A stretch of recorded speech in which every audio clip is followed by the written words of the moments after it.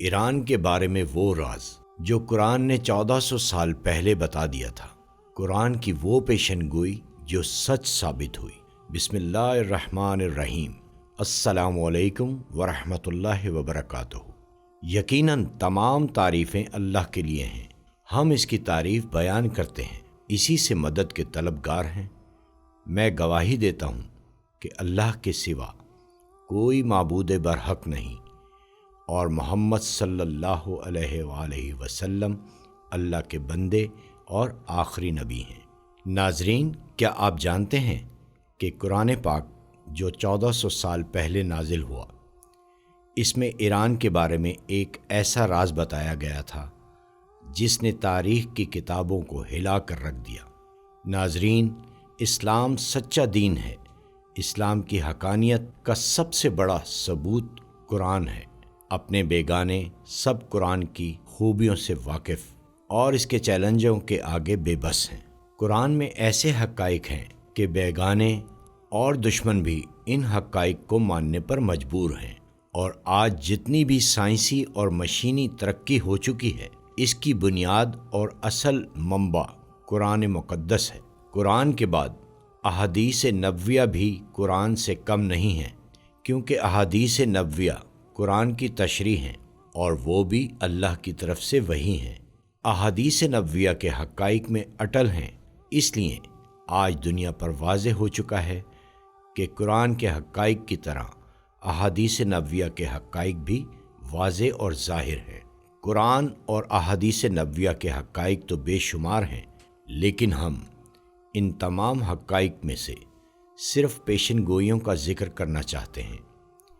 ایک ایسی پیشن گوئی جو وقت کی گردش کے ساتھ نہ صرف پوری ہوئی بلکہ آج بھی دنیا بھر کے مورخین اور دانشوروں کو حیران کر رہی ہیں، اور رب کائنات کی قدرت کا ایک زندہ ثبوت پیش کر رہی ہیں۔ ایران کے متعلق قرآن میں یہ پیشن گوئی کیا تھی اور کیسے پوری ہوئی؟ آج کی اس ویڈیو میں ہم اسی پر بات کریں گے۔ اس کے ساتھ ساتھ قرآن کی کچھ اور پیشن گوئیاں بھی بیان کریں گے جو 1400 سال قبل پیش کی تھیں اور وقت کے ساتھ ساتھ سب سچ ثابت ہوئیں۔ لیکن ویڈیو شروع کرنے سے پہلے آپ سے گزارش ہے کہ مکمل حقائق کو سمجھنے کے لیے ہماری ویڈیو کو شروع سے لے کر آخر تک ضرور دیکھا کریں، تاکہ آپ مکمل حقائق سے آگاہ رہ سکیں۔ ویڈیو میں آگے چلنے سے پہلے اگر آپ ہمارے چینل پر نئے ہیں تو سب سے پہلے ہمارے چینل کو سبسکرائب کر لیں۔ ناظرین، پیشن گوئیوں سے مراد قرآن اور حدیث کی وہ باتیں ہیں جو آج سے 1400 سال پہلے کہی گئیں، اور پہلے ان کی صداقت کا نام و نشان ہی نہیں تھا، لیکن قرآن و حدیث نے جو بات کہہ دی تھی وہ آج دنیا کے سامنے ہو بہو اسی طرح آ چکی ہے۔ جیسے قرآن حدیث نے بیان کیا تھا، خدا تعالیٰ نے بنی نوح انسان کی رہنمائی اور ہدایت کے لیے اپنا آخری کلام بطور شریعت قرآن نازل کیا تھا۔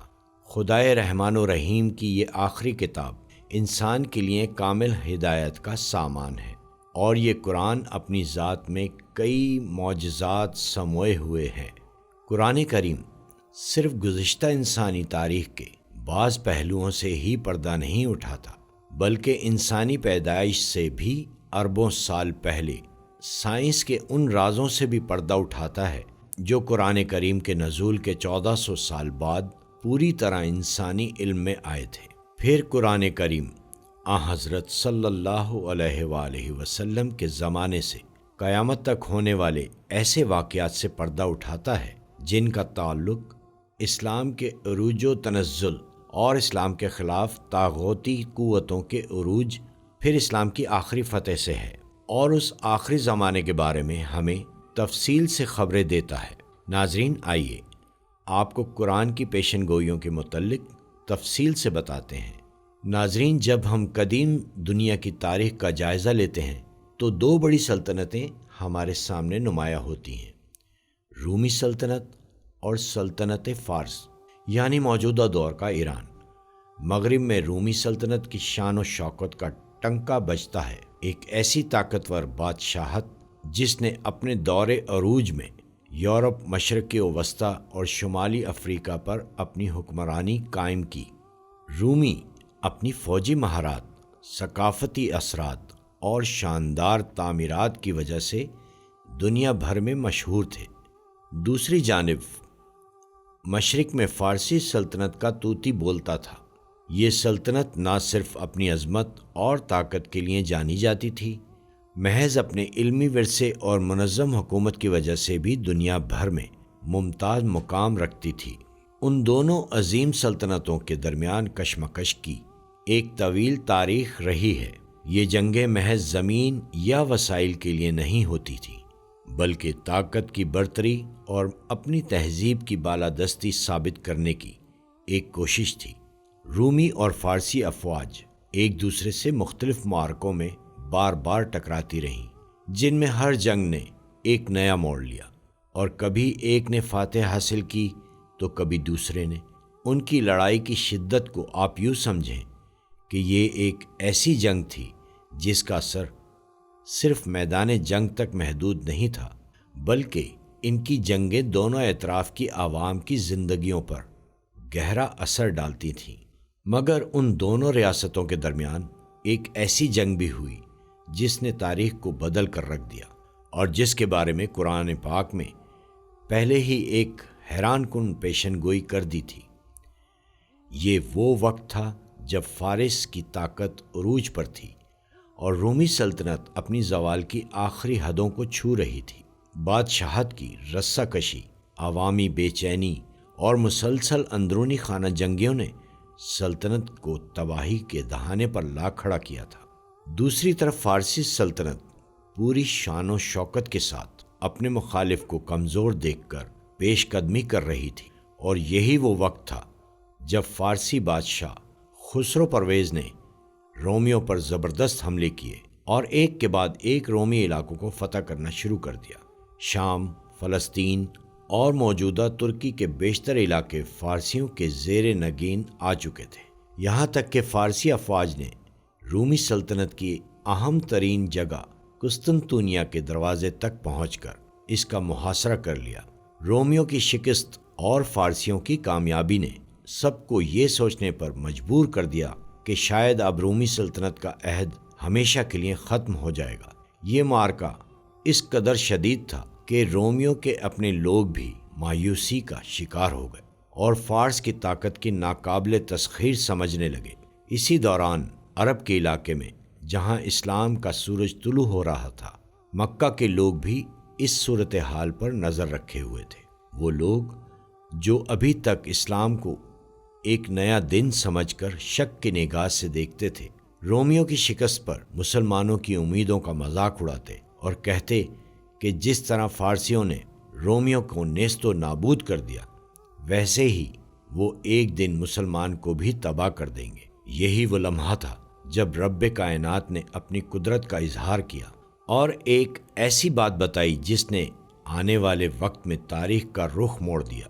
اس وقت قرآن پاک کی سورہ روم کی ابتدائی آیت نازل ہوئی، اور ان آیات نے وہ بات کہی جو اس وقت کے حالات میں ناممکن لگتی۔ ان آیات میں اللہ تعالیٰ نے فرمایا کہ جس رومی سلطنت کو آج شکست کا سامنا ہے، وہ چند سالوں کے اندر دوبارہ فتح یاب ہوگی۔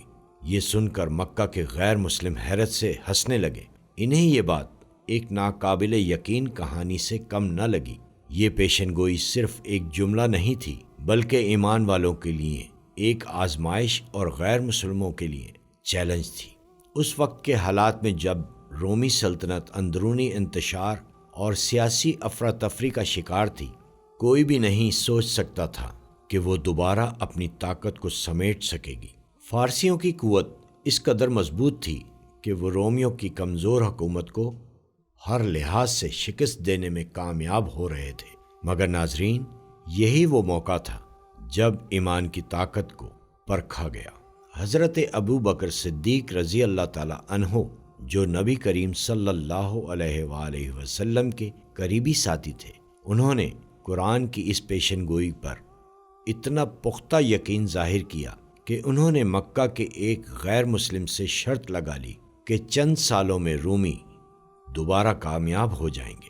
جیسا کہ قرآن نے فرمایا ہے، یہ شرط ایمان کی سچائی اور قرآن کی پیشن گوئی کی درستگی پر ایک واضح ثبوت بننے والی تھی۔ مکہ کے غیر مسلموں کو یقین تھا کہ رومیوں کی واپسی ناممکن ہے۔ فارسیوں کی عظیم فتح اور رومیوں کی بے بسی نے سب کو یہ باور کروا دیا تھا کہ رومی سلطنت اب ماضی کا قصہ بن چکی ہے، لیکن اللہ کی قدرت نے کچھ اور طے کر رکھا تھا۔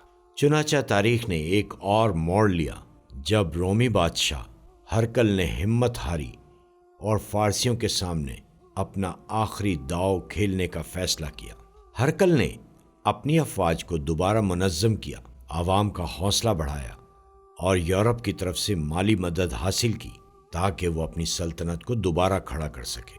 یہ وہ لمحہ تھا جب ہرقل نے فارسیوں کے خلاف اپنی جنگی حکمت عملی کو یکسر بدل دیا۔ فارسی افواج جو قسطنطنیہ کی گرد ڈٹی ہوئی تھی، یہ سوچ بھی نہیں سکتی تھی کہ رومی شمال کی جانب سے انہیں گھیر لیں گے۔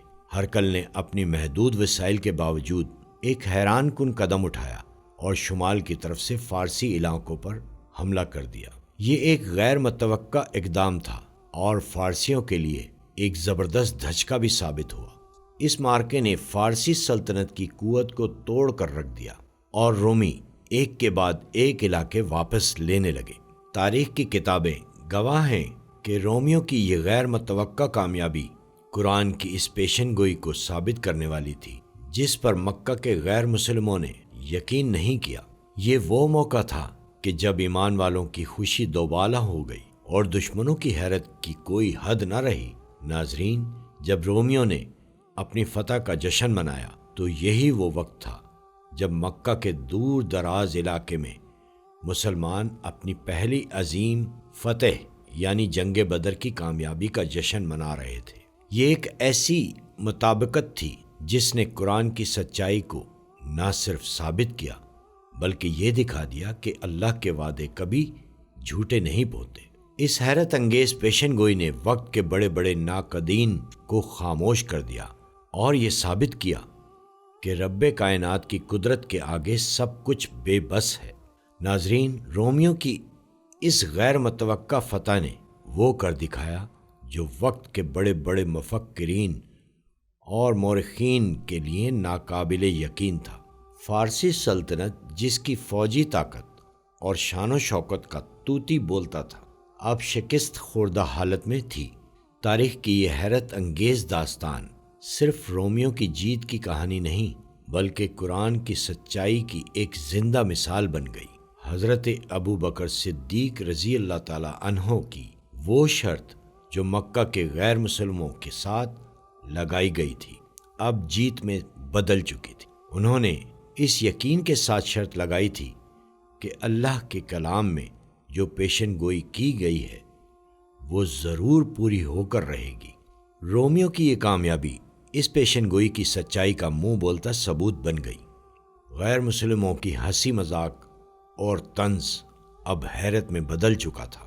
ناظرین گرامی، یہ پوری داستان صرف ایک تاریخ کا باب نہیں بلکہ اللہ کی قدرت، ایمان کی قوت اور قرآن کی سچائی کی وہ مثال ہے جو آج بھی ہمیں یقین دلاتی ہے کہ جو وعدہ اللہ نے کیا وہ ضرور پورا ہوتا ہے، چاہے حالات کیسے بھی کیوں نہ ہوں۔ ناظرین، یہاں تک تو تذکرہ تھا ایران کے متعلق پیشن گوئی کا۔ اب بات کرتے ہیں قرآن کی کچھ مزید پیشن گوئیوں کی متعلق۔ سورہ عنکبوت میں اللہ تعالیٰ کا ارشاد ہے، بلکہ وہ قرآن کھلم کھلی آیات ہے جو اہل علم کے سینوں میں محفوظ ہوں گی، اور ہماری آیات کا انکار صرف ظالم لوگ ہی کرتے ہیں۔ قرآن سے پہلے ایسی کوئی کتاب نہیں تھی جس کو اول تا آخر حفظ کیا جاتا ہو۔ اللہ تعالیٰ نے بطور پیشن گوئی اعلان کیا ہے، قرآن لوگوں کے سینے میں محفوظ کیا جائے گا۔ لہٰذا آج قرآن کی یہ پیشن گوئی بالکل ظاہر ہے کہ ہر ملک، ہر شہر، ہر ضلع، ہر قصبہ بلکہ ہر گاؤں میں قرآن کے حافظ موجود ہیں۔ دنیا کی کوئی ایسی کتاب نہیں جو اول تا آخر حفظ کی جاتی ہو۔ یہ اعزاز صرف قرآن کو حاصل ہے کہ اسے اول تا آخر زبانی یاد کر لیا گیا ہے، اور اس کو حفظ کرنے والے کروڑوں لوگ موجود ہیں۔ اس لیے ہے کہ 1400 سال پہلے قرآن نے پیشن گوئی کی تھی۔ سورہ قمر آیت نمبر 18 میں ہے، بے شک ہم نے قرآن کو ذکر یاد کرنے کے لیے آسان کیا ہے۔ کیا کوئی ہے صحت حاصل کرنے والا؟ اللہ نے قرآن کو آسان کر دیا اور کروڑوں لوگوں نے اسے حفظ بھی کر دکھایا، لیکن کسی یہودی، عیسائی یا ہندو وغیرہ کسی کو یہ توفیق نہ ہوئی کہ وہ اپنے مذہب کی کتاب کو مسلمانوں کی طرح حفظ کر لیتا۔ قرآن اللہ تعالیٰ کی طرف سے نازل کردہ کتاب ہے، اس میں کسی قسم کا نقص اور کمزوری نہیں ہے۔ اس کے کسی مضمون کو غلط نہیں کہا جا سکا اور نہ ہی کہا جا سکتا ہے۔ اس کا اعلان بھی اللہ تعالیٰ نے صدیوں پہلے فرما دیا تھا۔ اللہ تعالیٰ کا ارشاد ہے، نہ اس کے آگے سے باطل آ سکتا ہے اور نہ اس کے پیچھے سے۔ تاریخ گواہ ہے کہ قرآن کے کسی مسئلے کو یہودیت، عیسائیت، ہندو، فلسفہ قدیم اور نہ ہی فلسفہ جدید جھٹلا سکا، اور نہ ہی بعد میں غلط کر دینے کا امکان نظر آتا ہے۔ اسی طرح قرآن کو جمع کرنے کا تذکرہ بھی قرآن پاک میں موجود ہے۔ حضرت ابن عباس رضی اللہ تعالیٰ عنہ کا بیان ہے کہ جب حضرت جبرائیل علیہ السلام قرآن لے کر آیا کرتے تھے، رسول اللہ صلی اللہ علیہ وآلہ وسلم آیات کو یاد کرنے کے لیے حضرت جبرائیل کے پیچھے پیچھے پڑھتے تھے تاکہ قرآن اچھی طرح یاد ہو سکے۔ تو اللہ تعالیٰ نے یہ آیات نازل فرمائیں، اے محمد صلی اللہ علیہ وآلہ وسلم، آپ اپنی زبان کو حرکت نہ دیا کریں تاکہ آپ قرآن کے ساتھ جلدی کریں۔ بے شک ہمارا ذمہ ہے کہ اس قرآن کو آپ کے سینے میں جمع کرنا اور اس کی تلاوت آپ کی زبان پر جاری کر دینا۔ اس لیے جب ہم حضرت جبرائیل علیہ السلام کے ذریعے قرآن کو پڑھیں تو آپ اس کی قرات کی اتباع کریں، یعنی خاموشی سے سنتے رہیں۔ حضرت جبرائیل علیہ السلام کے چلے جانے کے بعد اس کو تلاوت کریں، سب آپ کو یاد ہو جائے گا۔ قرآن مقدس 23 برسوں میں مختلف قسطوں میں نازل ہوا، لیکن اللہ تعالیٰ نے قرآن کو محفوظ کر دیا۔ اب مشرق سے مغرب تک تمام لوگ ایک ہی ترتیب اور ایک ہی طریقے سے قرآن پڑھتے ہیں۔ ناظرین، اسی طرح غزوہ بدر میں مسلمانوں کی فتح کے بارے میں سورہ قمر میں اللہ پاک کا ارشاد ہے، ان قریب کفار کی جماعت کو شکست ہوگی اور وہ پیٹھ دے کر بھاگ کھڑے ہوں گے۔ جب رسول کریم صلی اللہ علیہ وآلہ وسلم نے دین کی دعوت دی تو رشتہ دار اور غیر رشتہ دار، مشرکین اور یہود و نصارہ سب مخالف ہو گئے۔ آخر کار نبی مکرم صلی اللہ علیہ وآلہ وسلم کو مکہ چھوڑنے پر مجبور کر دیا گیا۔ آپ صلی اللہ علیہ وسلم مدینہ منورہ میں ہجرت کر گئے۔ تب بھی یہود نے آپ صلی اللہ علیہ وآلہ وسلم کی مخالفت کی اور آپ کی قتل کی سازشیں کی۔ مکہ کے کافروں نے تو آپ صلی اللہ علیہ وسلم سے جنگ کرنے کے لیے 3000 افراد پر مشتمل لشکر لے کر مسلمانوں پر چڑھائی کر دی، اور مسلمانوں کا جہادی لشکر 313 افراد پر مشتمل تھا۔ تب رسول اللہ صلی اللہ علیہ وسلم نے اللہ تعالیٰ سے گڑ گڑا کر فتح کے لیے دعائیں کی، اور اللہ تعالیٰ نے آسمان سے یہ آیت نازل کی اور پیشن گوئی کی کہ کفار کا لشکر اگرچہ تعداد اسلحے کے لحاظ سے مسلمانوں سے بڑھتا رہے، لیکن یہ سب بھاگ جائیں گے۔ پھر آسمان نے اور زمین کے باسیوں نے دیکھا کہ کفار کا لشکر اپنا مال چھوڑ کر بھاگ اٹھا، اور پھر یہ پیشن گوئی صرف جنگ بدر کے لیے نہیں بلکہ قیامت تک کے لیے ہے کہ جب بھی مسلمانوں نے خلوص کے ساتھ کفار سے مقابلہ کیا تو کفار کو شکست اور مسلمانوں کو فتح ملی۔ ناظرین، یہ تھیں قرآن کی پیشن گوئیاں جو وقت کے ساتھ حرف بحرف سچ ثابت ہو چکی ہیں۔ یہ سب باتیں قرآن کی حقانیت کا منہ بولتا ثبوت ہیں۔ قرآن کریم کی اجازی وجوہات تو کافی ہیں، ان میں سے سر فہرست عدم اختلاف، قوت تاثیر، تعلیم و ہدایت، حفظ و بقا، قوت دلائل اور فصاحت و بلاغت ہے۔ الغرض مقصود یہ ہے کہ قرآن مجید میں صرف فصاحت و بلاغت ہی کے لحاظ سے نہیں بلکہ اپنی تمام حدیثوں کے لحاظ سے عقلی انسانی کو عاجز کرنے والی مکمل کتاب ہے۔ تاریخ شاہد ہے کہ خدائی چیلنج کو صدیاں بیت گئیں اور قیامت کی صبح تک قرآن کریم جیسا کلام کوئی نہیں لا سکتا۔ قرآن کی حقانیت کا ثبوت اس سے بھی ملتا ہے کہ تقریباً 1450 برس گزر گئے کہ کوہ صفا کی چٹان پر کھڑے ہو کر ایک امی نے دنیا سے یہ غیر متزلزل چیلنج کیا کہ وہ اس کا جواب پیش کریں، مگر صدیاں بیت گئیں، اس کا جواب نہیں ملا اور قیامت تک ملے گا بھی نہیں۔ آج میری اللہ پاک سے دعا ہے کہ ہم سب کو قرآن پاک پڑھ کر اس کی تعلیمات پر عمل کرنے کی توفیق دے۔ آمین یا رب العالمین۔